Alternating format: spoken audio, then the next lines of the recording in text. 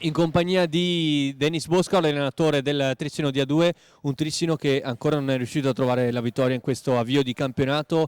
Questa sera bene il primo tempo, un secondo tempo invece anche per problemi difensivi non è riuscito a trovare la vittoria. Sì, hai già detto tutto quanto te, hai fatto un'analisi giusta della partita, dobbiamo ancora trovare l'amalgama giusta, troppe disattenzioni in difesa, sì, soprattutto nel secondo tempo, quando iniziamo un po' a calare di intensità anche noi, dobbiamo lavorare molto di più, molto di più. Prossima partita è sicuramente un incontro non facile contro il Tiene. Con quale testa ci arriva il Trissino a questa sfida?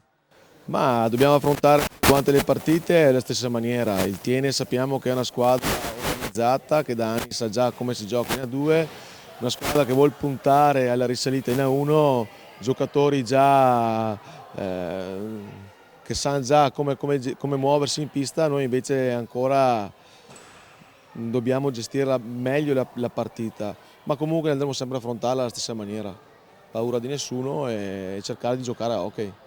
Grazie mille.